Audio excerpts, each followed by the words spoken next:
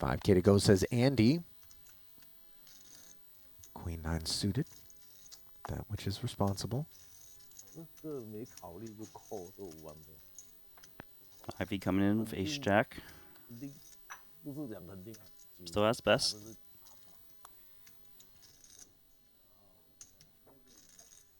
10-10-6-2 spade board. He checks it over. Andy c-bets just 4,000. Gets called, and how about a jack on the turn for some spice? Top pair for Ivy. Andy, though, with enough to barrel once more in the form of the open ender, and this time it's 13K. Feels like Ivy's hand is under-repped. Rarely does he have the jack. I like this check call, trying to get Andy to fire a third barrel. Oh, and he gets there with the queen. Yeah, not really the card that he had in mind, and yet it is enough. Do you feel like hunting value on this river is obligatory? Busted spades? It's not obligatory, but it's also difficult to get your opponent to call. But often, though, the queen is good. Yeah, and I think Andy knows it. Not worried about a 10. It's pretty good awareness to value bet here. And now Ivy's actually in a really tough spot. Lots of hands got there that barrel to turn. Whether it's ace-king, 8-9, a queen that got there, and he gets paid off. Nicely done, Andy. Yeah. Didn't seize up. Saw some available meat on the bone and went for it as Ivy pays off. And Andy picking up where he left off yesterday, perhaps, Randy. Look at Ivy. Huh.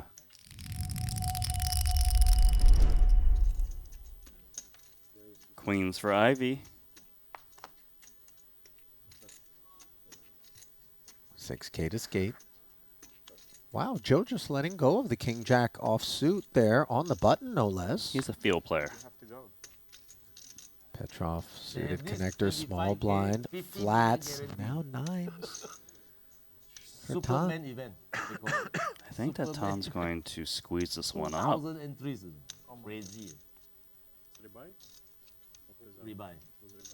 This is going to be trouble for him.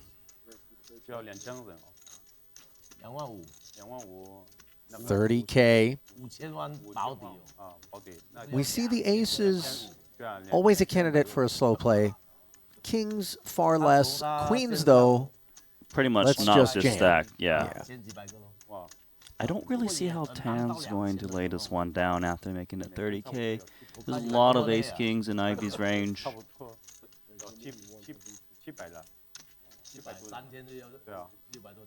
Yep. He didn't waste any time making the call. And always aware that on some occasions it will be the bigger pair across the way. And bottom of range, he's thinking to himself is 2 overs, but he's ready to go racing. He's always ready to go. He already put in 30K too.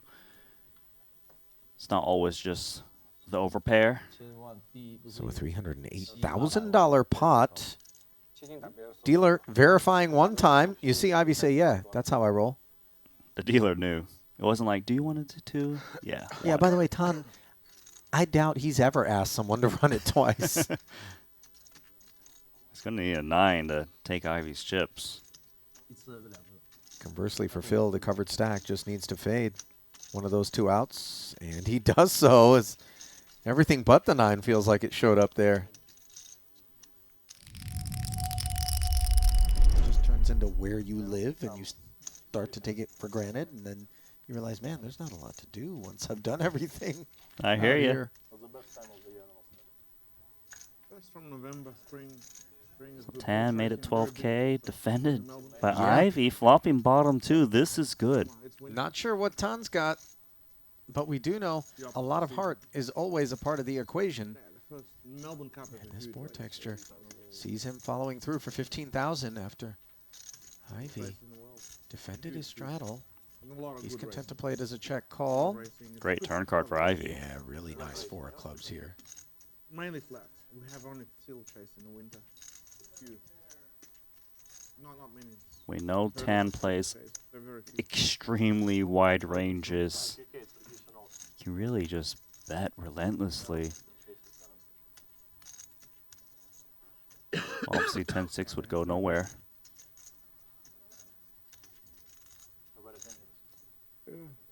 Nobody wants to risk horses. Horses price, you know, it's horses, yeah. So it's unclear where Tan's at. Because, I mean, But Ivey, so horses going up every year.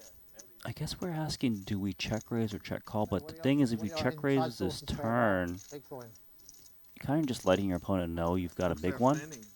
Outstanding, but I mean, yeah, looks outstanding, but you know, we're getting some Ivey bad- looking to bad fade numbers dangerous in the US, rivers. you know. That is the most dangerous river card Yeah, in this the is deck. sopping wet. The ace of hearts. Front door flush comes in. King queen gets there. I think it's gonna Better go two up. pair? Ace jack gets there. You'll be surprised. We'll just pop one day, get a new Pocket record. aces, for that matter, get there. course, and he- Tan's got it. Tan also could have been ahead on the flop possibly with some hands, not many, but jack 10, 6s, 10s. There's a lot of things that get there. For sure. What's the lowest? Remember, we talked about it earlier. Tan has awareness, so... And he also has that image. It's going to be very interesting if he drops in a bet for Ivey. If Iran has some weapons, you know, some weapons we don't know. It's like Okay, also having he the is token grabbing Bitcoin to crack it. $200,000 into 165. This is gross. Over bet, and a huge one at that.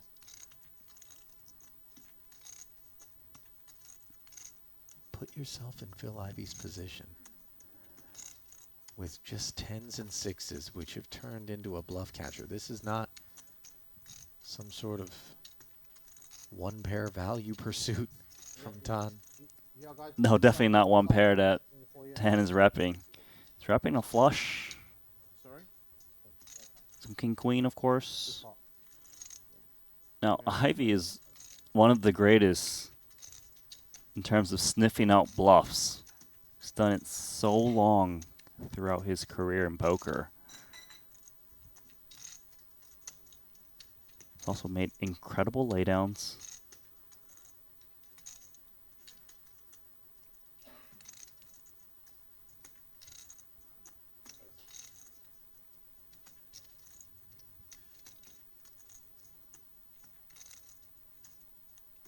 I mean, Ivey's unblocking the king combos, the queen combos, the ace combos. He's unblocking a lot of value hands. Yeah. You want to find natural bluffs? For Tan, we're looking at queen 9 and 8-9. But it's not just natural bluffs that Tan can show up with. He can really just show up with some random garbage. 8-7 maybe.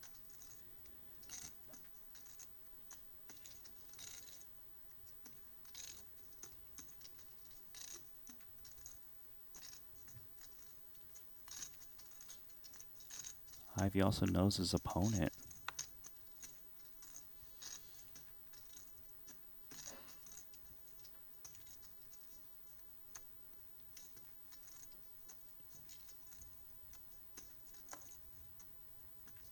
These are the spots, and we don't know whether or not Ivey is going to make this call, but where Tan oftentimes will get paid off. He happened to have it this time. Queen high hearts, and Phil Ivey avoids disaster.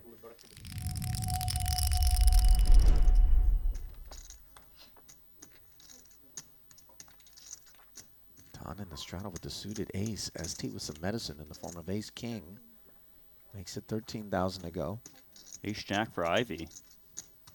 It's been a spectator so far. Could be a problem. He's going to 3-bet it. 40,000, he says.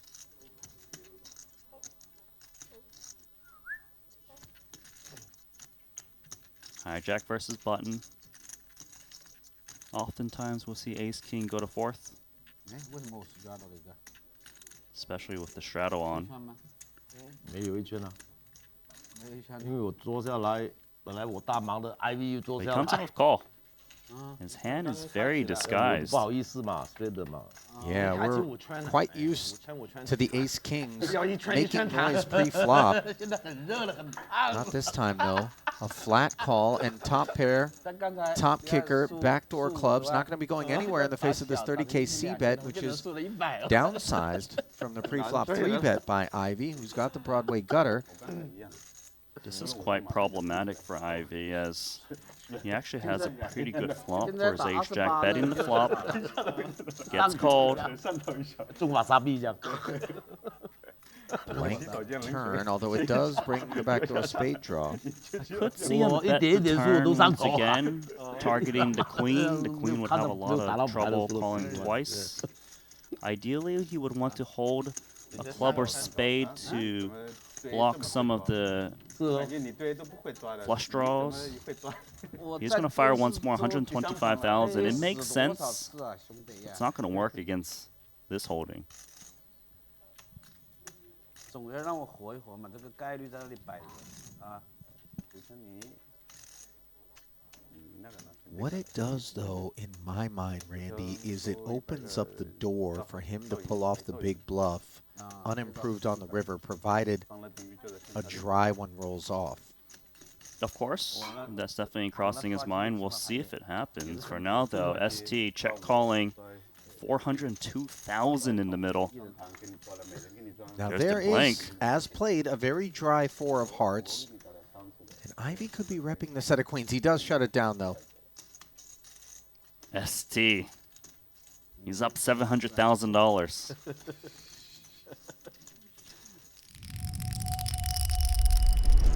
King 10 suited. Shoots it up for Rob. Ivey's clubs are covered. Well, it looks like he's going to ask a question with this Jack 9. Last time Ivey bet, 3-bet, he had what? Kings and ace queen suited. This time Jack 9 of clubs. 啊。昨天输钱吗？狮子多啊，经过很多都是一讲就是。 Rob is going to take a flop, $100,000. Both players with clubs. Both speculative holdings, and no need to speculate further as to who's got the advantage on a king-king 3-2 spade board. Trips for Rob, and texture that invites Ivey to follow through, barreling 35,000. Ivey drawing dead.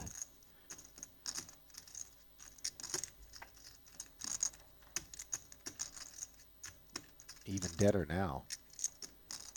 King's full. Ivey picking up the gutter. A gutter on a 3-spade paired board is enough for him to multi-barrel as he puts in 90,000. Wow, Rob's got to love this. Time to put a little acting on. Yeah.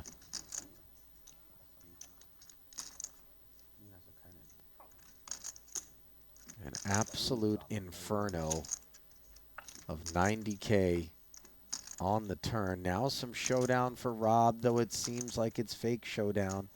Unless it's ace of spades X, like queen or jack, that stayed curious on the flop over there for Rob. You see Ivey checking. I hear you.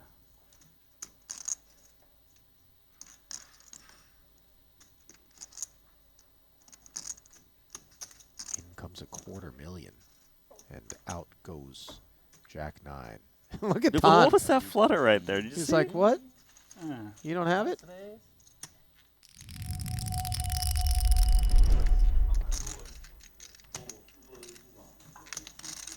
Ace-5 suited. Ivey limps it. Ace-5 off. Ferdy shoots it.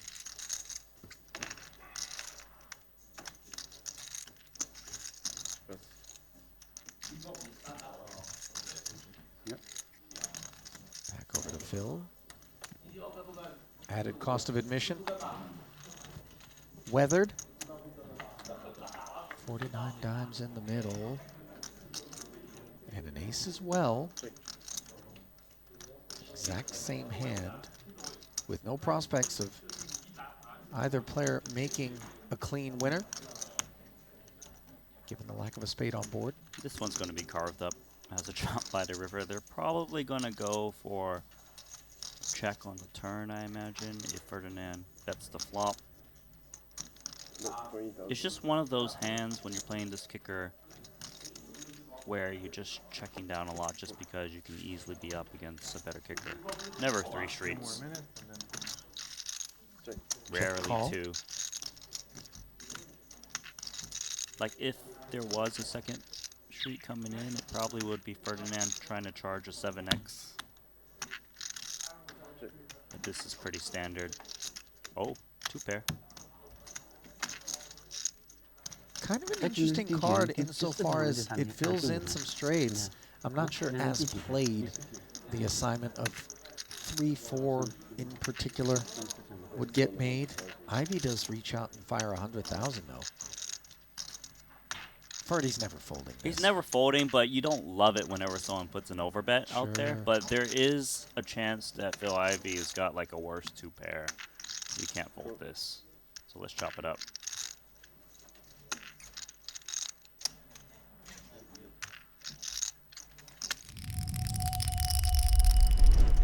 Ivey, red queens. The bulk of his profits on the session out there in the form of a raise to 10K, given he's in for a single bullet. And now we see the reasoning behind the 3-bet by ST with aces up to 35,000. Elton on the button. Served well. Not to take interest in that ace-jack offsuit. Ivey's in trouble here. You know, ST hasn't been particularly frisky of late and on the session. And as such, that might make Ivey not 4-bet his hand in, but if he does, he will get stacked likely.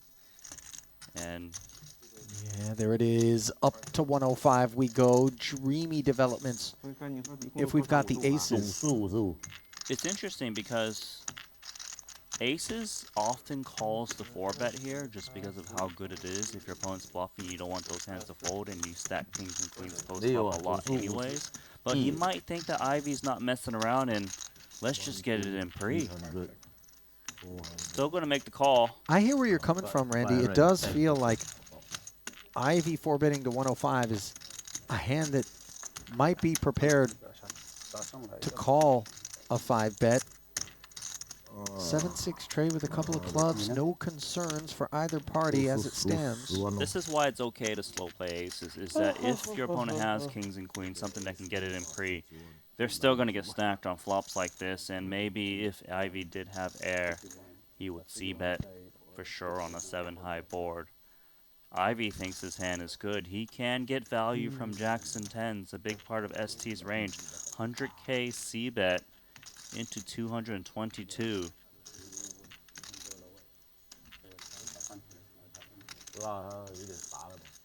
ST's going to try to respond like, well, will Ivey have 100K bet folds on this flop? If not, then we raise. If we think there's air, then we call and play a turn card. Huh?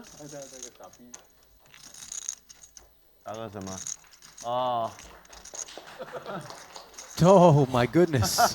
What timing is this to come in as Ivey's about to get stacked? I am Lord Triton, and I'm here for battle. We're here for the final showdown. Oh my god. I will not be using my trident because it's broken now. It's been faced too many battles. To get a new one. Yes, I need a new one. Oh need my some god. pairs. So the chips get all in, although the moment had its thunder stolen by the self-anointed Triton. Not the first time we've seen that get up. I believe in Cyprus was the first time another iteration of it I don't think Ivey's came pleased. in, but yeah.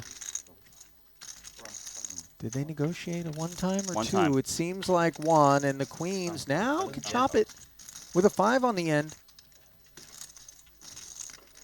Queen on the river.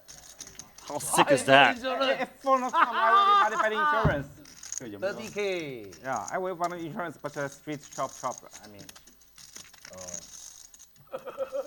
My. $1 million pot over to Ivy and Triton. 人如果开保险， Observes. 我想为什么